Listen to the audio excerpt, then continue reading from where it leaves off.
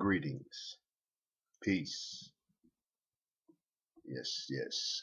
Peace. Check this volume. All right. You already know that I am because we are. Let's make no distinction. Yes, let's make no distinction. 100% in, 100% out. You are.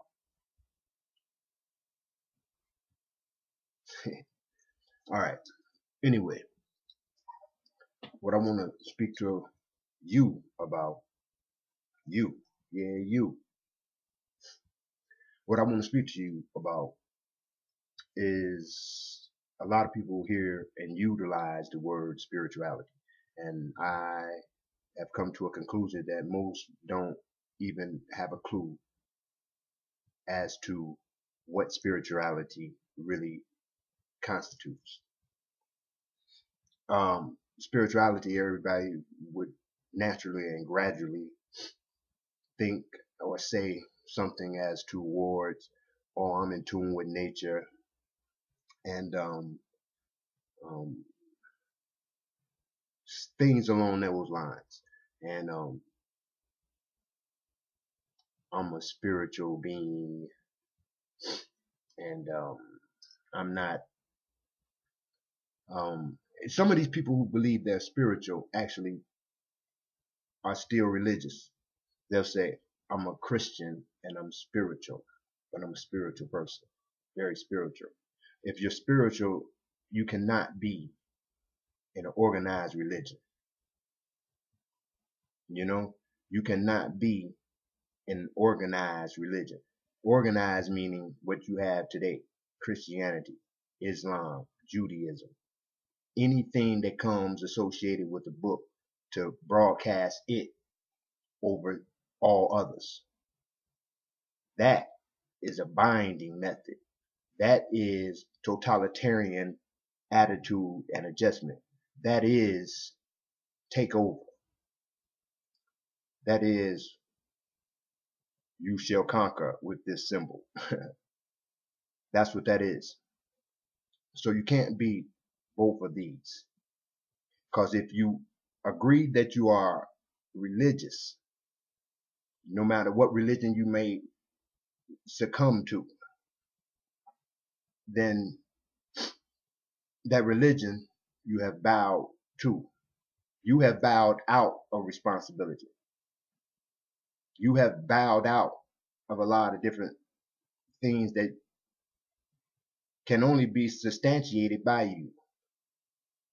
You have copped out. You have wrote a contract and signed it and dated it. Every minute you constitute that construct within your mind frame, on your motherboard, in your CPU. You have put that in the data to use spontaneously, continuously, ignorantly. Nevertheless, that's religion. But if you are spiritual,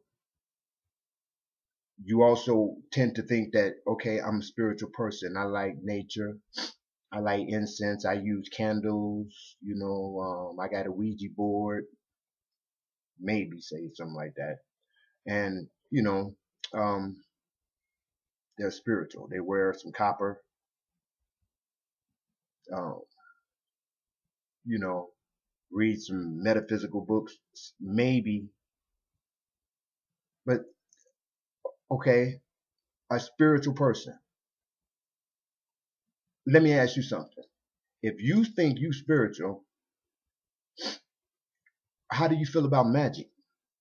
How do you feel about magic? The word magic. How do you feel about that word? Hmm? What I be tripping on sometimes is because so-called dark folks black folks are very spiritual in nature. And everybody that's not even spiritual would agree to such. Okay, but why come you won't get into spiritual teachings? Why won't you get into Tai Chi?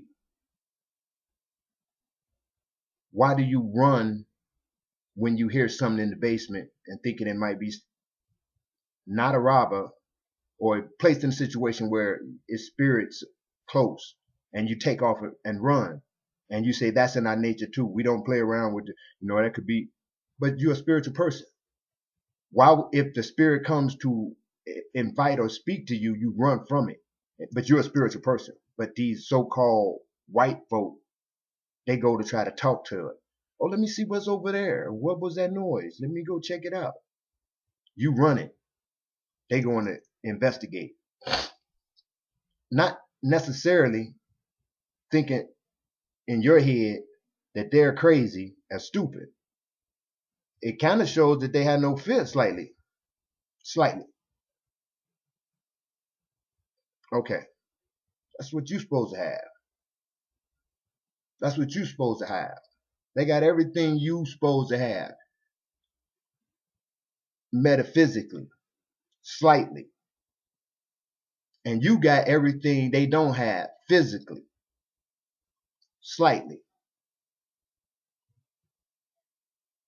Nevertheless, what you got to understand about magic before you can even understand its application is this. Before the mid 18th century, two things happened. First of all, magic was studied or called magic, this sort of how should we say it? Let me get a little bit comfortable and serious right here. Magic that we call magic today was no more than earth science, cosmic appliances, and the comprehension of the unification of them two, along with other things in the metaphysical arena. Now, it was coined magic up into the 19th century. Two things happened up into the mid 18th century. Two things happened. One was that intellectual upper class decided that they would start publishing works about it and discrediting or smearing its essence and its true abilities in people who have latent powers. Okay? And what had happened was that they also allowed them to document it in papers, and it was did in a manner to kill and to castrate its possibility of taking off. Also, they introduced into the European curriculum something called psychology. Psychology is actually magic. Okay? What was studied as magic was entailed and encapsulated, but by a magician himself, and called it psychology. Now, what psychology teaches is on a different dimension of the magic which was studied before the mid 18th century.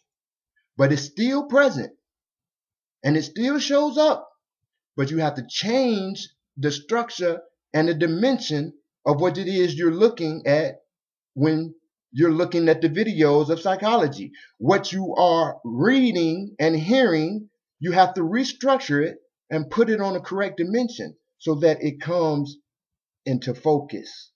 And when it comes into focus, that's when you take back what they have took from you. Now, into the application of magic. I don't think I'm going to go into all that right at this moment. But once again, summed up, magic is no more than applying what we normally use every day. Some of us. Well, let me just say architects. What architects and construction workers, builders utilize almost every day. First of all, it took someone who comprehended a layout, a plan, a structure, a building, a wall, a driveway, whatever have you. It took one to comprehend it, its layouts, its measurements in this dimension. Okay? But he didn't technically do anything besides draw it out and said it was, he wants this 9 feet. Said he wants that 260 yards. Right? Now, it was given over to builders, construction workers, plant, whatever. And they took it, measured, did everything, boom, boom, boom, boom, and put everything into existence.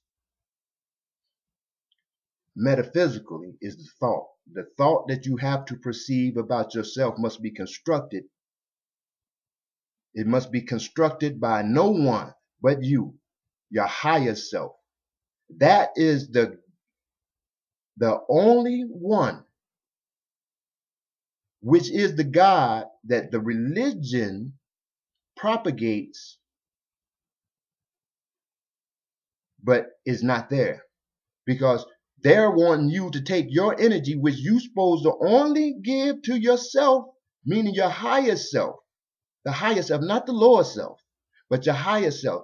The religion wants you to take it instead of giving it to your higher self, which is you, giving it to something outside of you, knowing that there, with your intentions, aims, hopes, and aspirations, and these prayers to something outside of you, makes yourself and your powers turn and not really on yourself, but turns them dormant, makes them calcify, makes them stand by, put them on standby mode,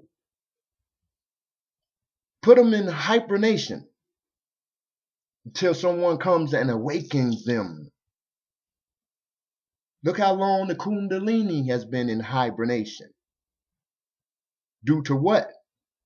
Our inability to access esoteric knowledge, occult knowledge. What's called occult? Why are you scared of something that is called occult? Secret sciences, metaphysical secret sciences. Even if they applied something in a manner like they did psychology, one of us will instantly see through it and see that it is no more than magic, and it is offering information that is not even offered in the magician books. Should we have to go any farther? We should not have to go any farther. I'm not going to give you a sort of type of thought that I know so much. I'm never wanting to give you the thought that I can see myself as some type of anything, title. Any title I cannot be, because I limit myself and I dishonor everything else I am. That's why I am, because we are. I include you. So whatever it is that you may think I am and how I perceive myself no more than, first of all, speaking to myself, because these are notes that I know that you are. So therefore, I like to share self notes for myself as I speak to myself. I am because we are. Whatever you perceive about the way that I identify with you and you don't identify with me, you have that right. You have that right. Reject your kidneys. You don't need them. Reject your heart. You bad on your own, brother. You've heard this before. Yeah. One's just regurgitating what others have said. No, no, no. It's not a regurgitation. It's actually a graduation to another step, to another step, to another step. Maybe not even a step. Because if you got to take a step, that means you're walking. You ain't flying. See, a lot of people want to give you information and keep it on the dimension in which it was tossed in to be lost. You remember in the movie, what's that movie, Thor? They took his hammer and put it into another dimension where he couldn't find it, and he had to seek it out first on what dimension that this wizard had threw his shit to. This is what I'm saying. See, a lot of things that we have been placed in is actually correct, but it's just a different and the wrong dimension to be applied on. Like the Moorish, so-called Moorish American.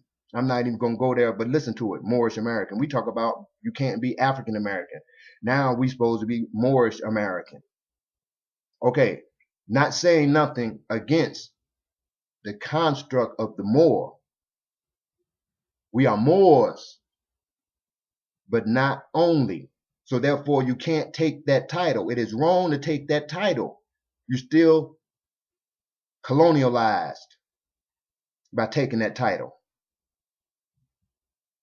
You dishonor and disrespect everything you are, especially your spirituality. Moorish navigators, it's true, navigators, but not of the seven seas and not of this earth only. It is about coming outside of the dimension they tossed it in. Listen, Morpheus, freed. Morpheus. Neo, Morpheus, the Matrix, Morpheus.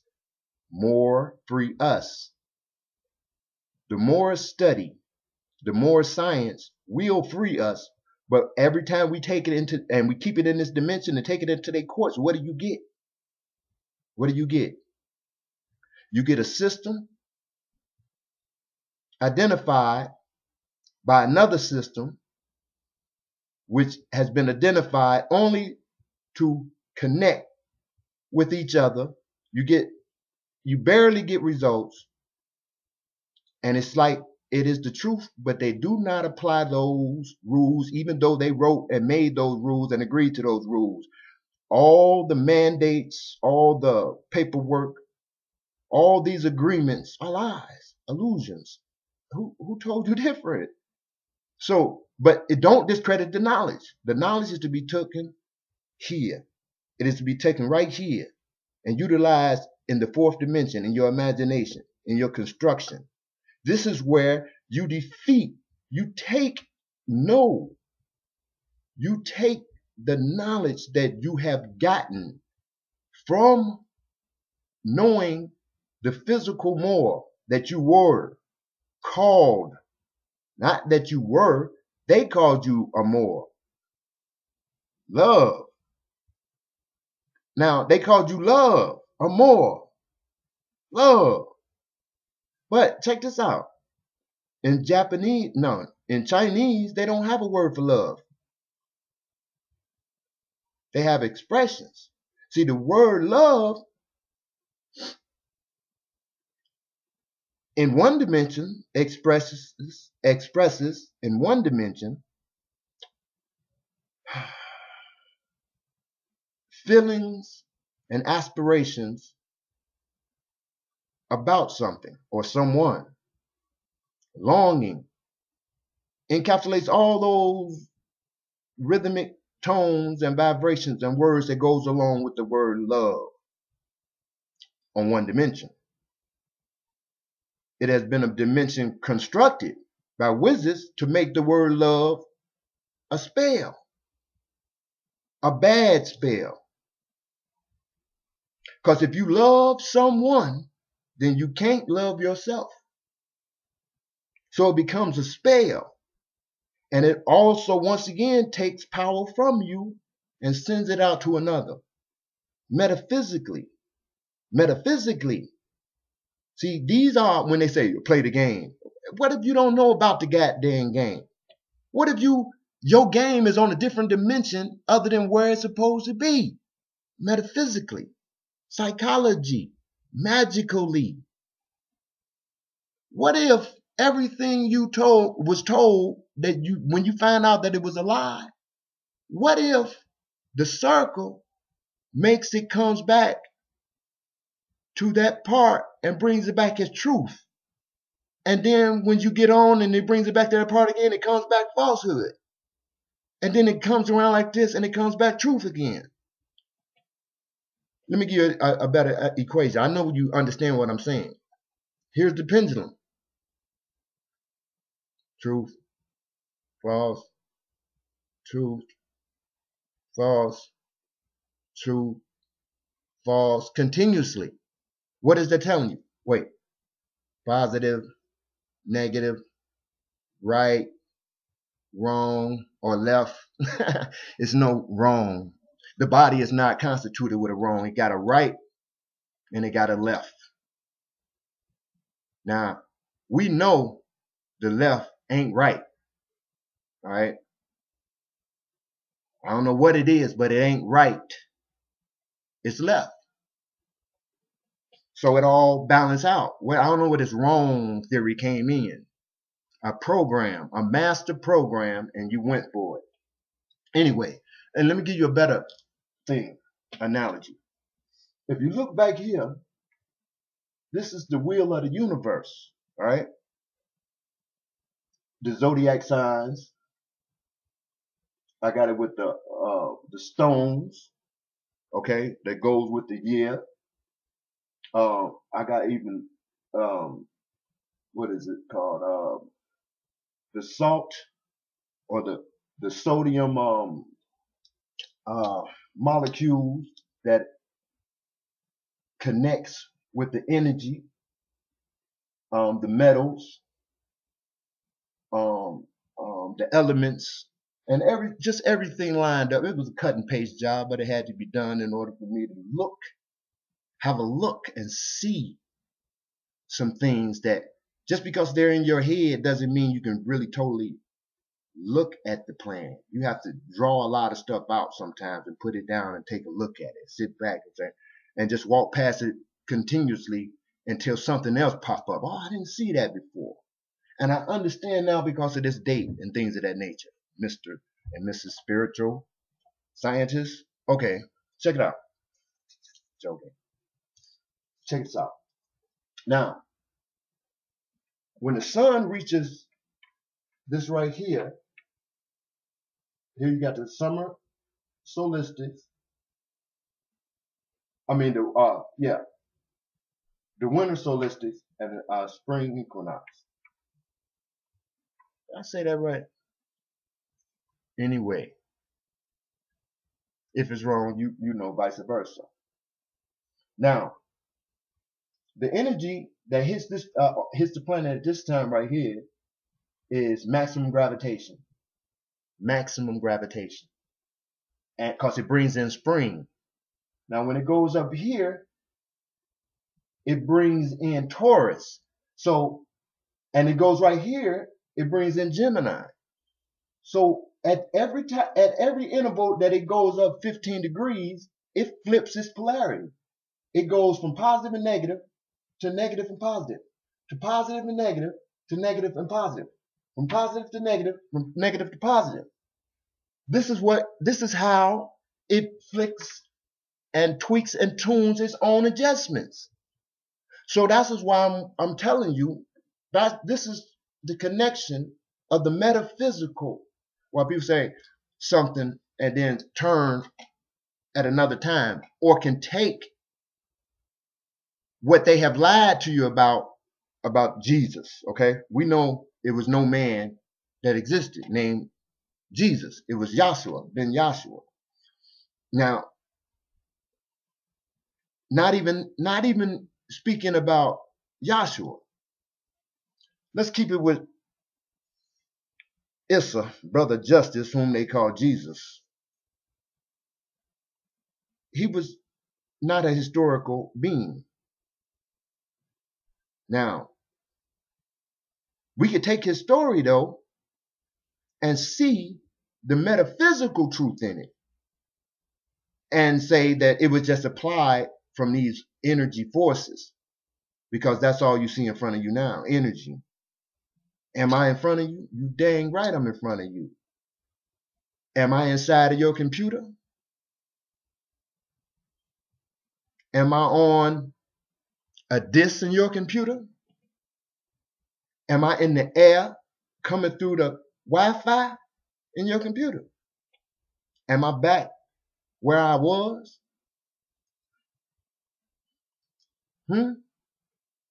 Is this another dimension you're looking at? All being in another dimension, connected right before your eyes, going in and out of dimensions by utilizing what you say and what vowels you place on them, saying things in first person, second person, third person, displaying dimensions at all times, but you are instructed to live in the now. They said God speaks with the perfect tense. The perfect tense, meaning he don't speak in the past tense. He don't speak in the future tense. He don't speak in the present tense. He speaks in the perfect tense. Think about that one. Metaphysical, planned it out, mapped it out, made it work with the same energy that's applied. Matter of fact, this was the blueprint. This is the blueprint. They say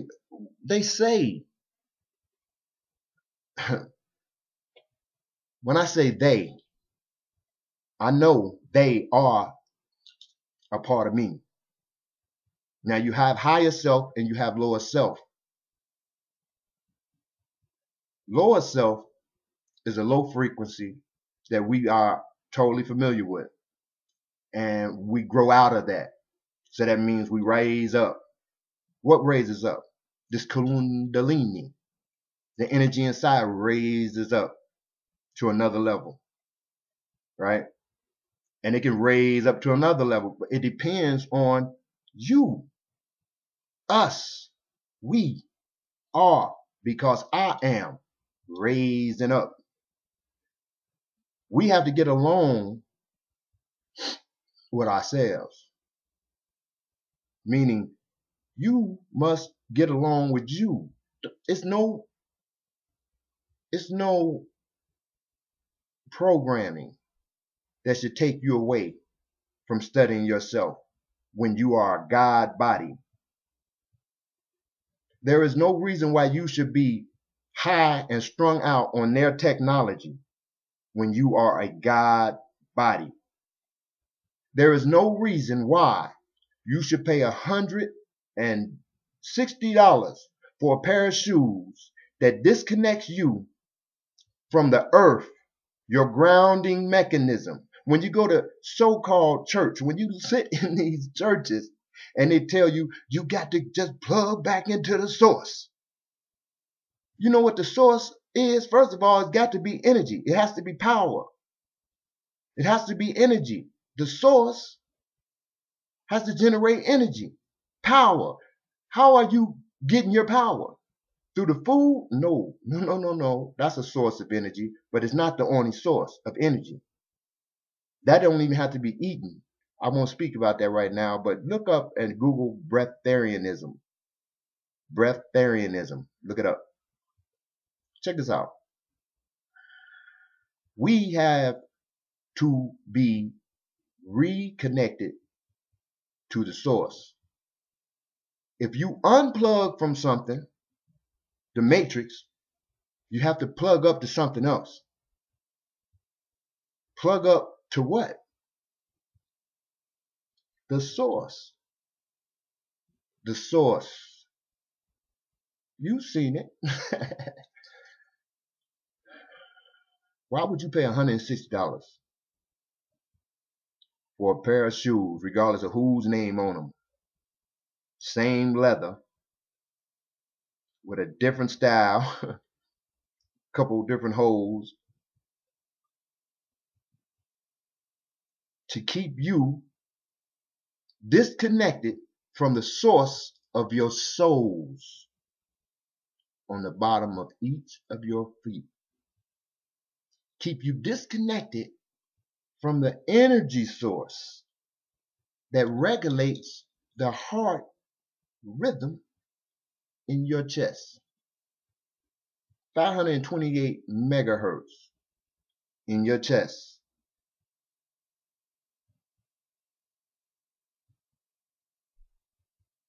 The earth and its frequency you have been unplugged from, and don't have no knowledge. You've been unplugged from an energy source that must connect if a circuit is to work at all.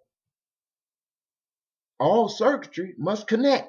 If you cause any circuit to disconnect, you have just been, your source has just been cut off. NIPSCO in your head.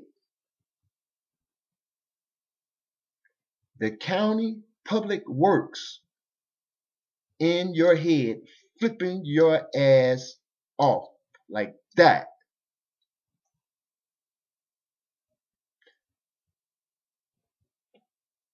Yes, we as those who know not need to take your shoes off as much as you can and walk in the ground. Walk on the grass. Walk, be connected. See what it do. You already know what it should do. It's going to regenerate those latent powers you have.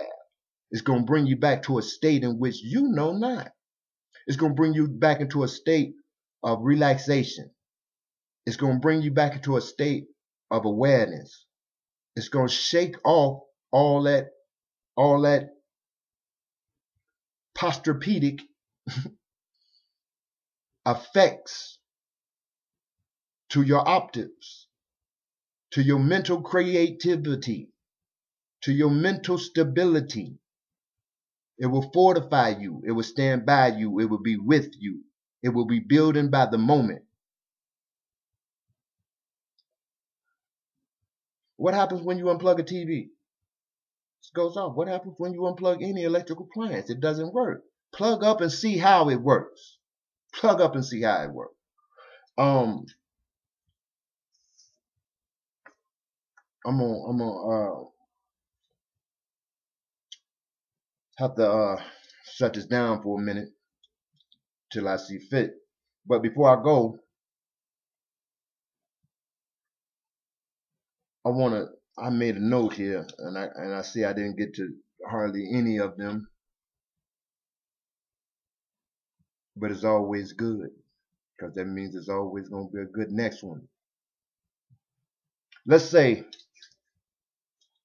let me look through here and find one.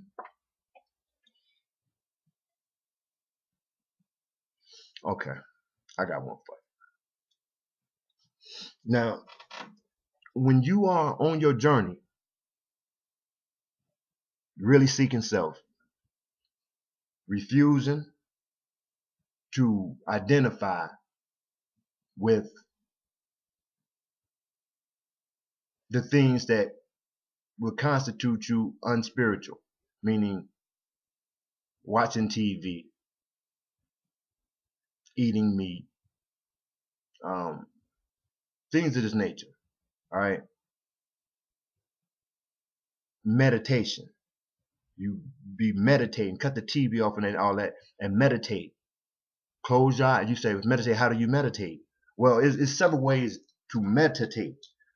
You can close your eyes and every thought, relax, relax from your eyebrows, your eyes down to your mouth, Relax your shoulders, relax your chest, let your arms drop, let your arms sloop, your shoulders drop. Feel that. Sometimes you can just stand up and wiggle your body and just let it relax itself. And then when it relaxes itself, and that's when you just start thinking. Well, let me take that back. Let me retract that. Don't start thinking. Clear your mind. Clear your mind. And you'll see things that will start floating through your mind. Just floating through your mind. You're not even thinking about them, but they're floating through your mind. Don't apply any type of concentration to what pops up. Just let it float as if it's a cloud going past. All right? Just let it go past and just see what else pops up. And just watch these thoughts pop up. Just watch them. Just watch them. You'll be surprised what pop up. You know, that's crazy. While I'm doing this, I'm feeling mega energy on this hand right here. This hand is vibrating over here. Mega energy. Anyway, okay, now when you see these things, these all these thoughts just arise, don't I don't care what it show you. If it show you some girl you've been looking for with a big booty, all right? If it shows you that, don't think about that woman. Do not think about that broad, all right? Think of nothing. Just see what comes in front. Be the observer.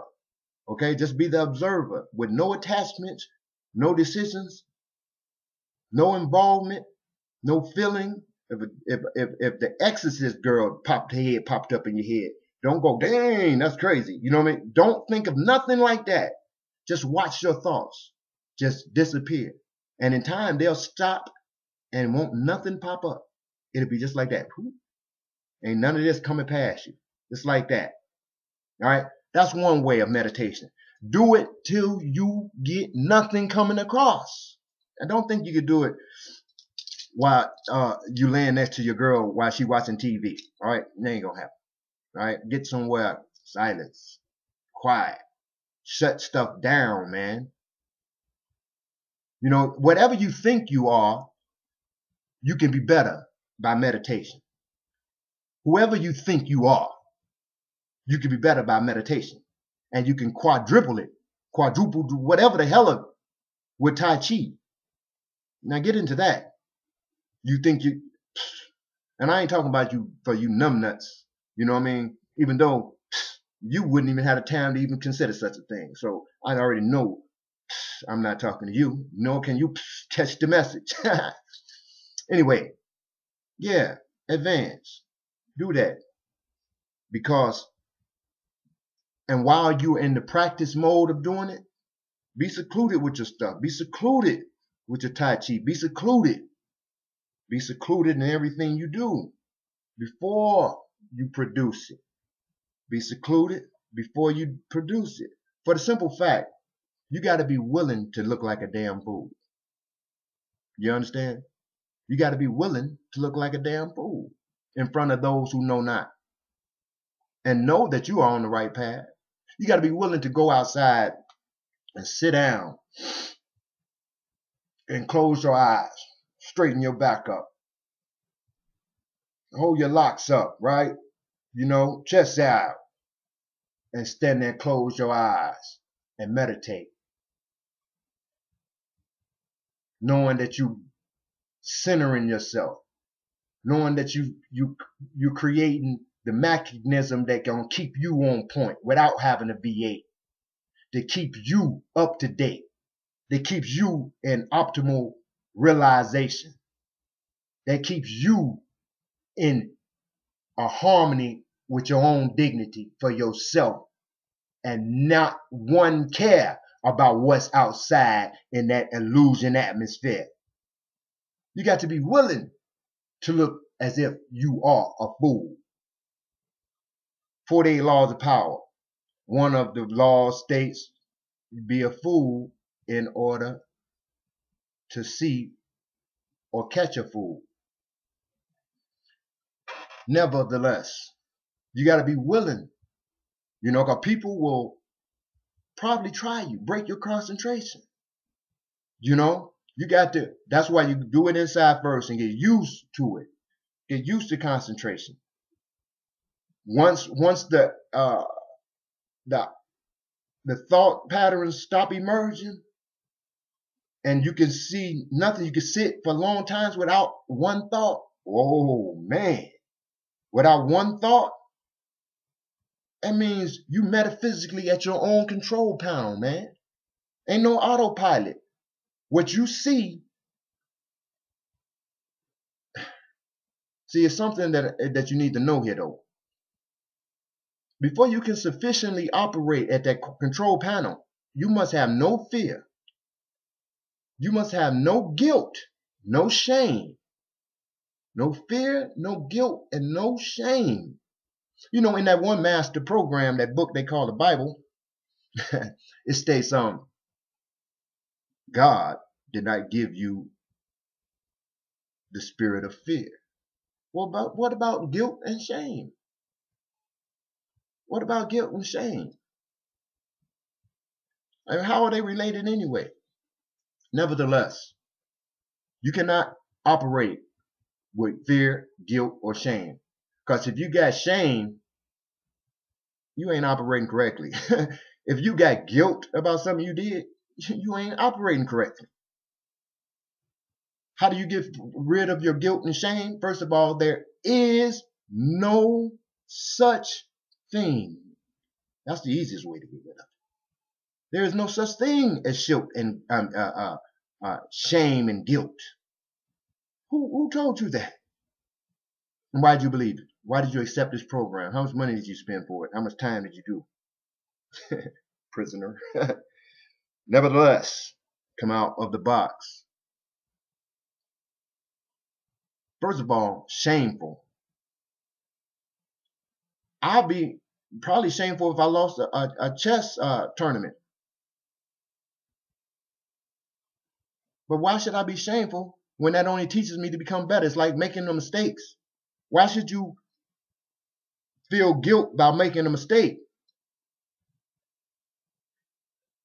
Why should you feel that you know a lot, or that I feel that I may know a lot because I'm the positive and the negative is the negative? But the negative, or I'm right and you're the negative mistake. But the negative itself can always be utilized to make a positive. So therefore, we utilize the negative as well as the positive, because one cannot exist without the other.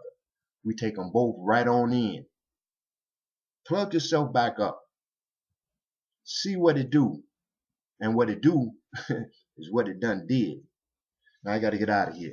But be willing to look like a fool. You know, be willing to only submit yourself to your higher self. Submit your lower self to your higher self. Take your lower self off the throne that it's sitting on.